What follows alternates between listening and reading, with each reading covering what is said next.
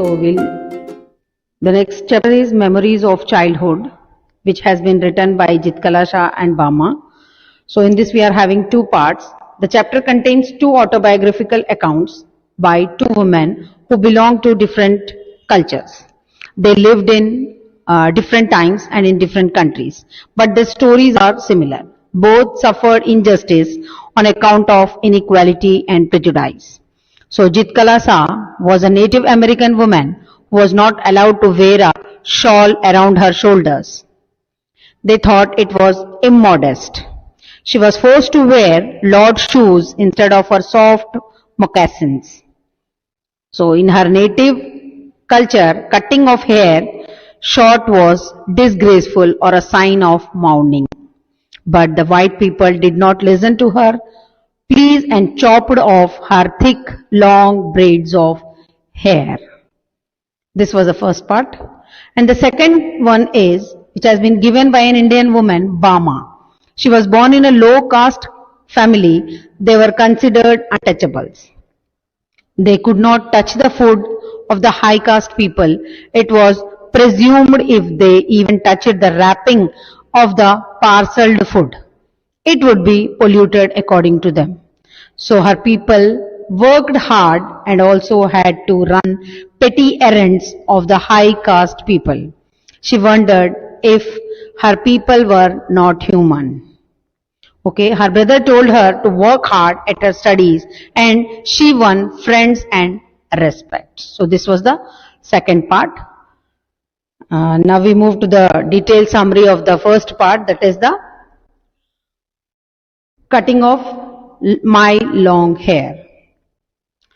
So Jitkala Shah, she was a new student of Charles Indian School. She felt like she had lost her freedom on the first day. She had to speak a new language. She used to wear short skirts, shoes, and even the short hair. She was never used to see these modern etiquettes. When the children were taken to the dining room, she made a mistake. She saw that the American Indian girls were wearing stiff shoes and tight-fitting clothes. So Jitkala Shah's shawl was also taken off from her shoulders. She felt ashamed of this act. Other girls were quite immodestly dressed, but they were unconcerned about their dresses. When they entered the dining hall, she secretly looked at the three native boys who came with them but were now marching in from the opposite doors. She felt somewhat comfortable seeing them. So Jitkala Shah was new there and she did not know how to behave at such assemblies. The children gathered round a table, a bell rang and they took out chairs. Jitkala took out the chair and sat on it.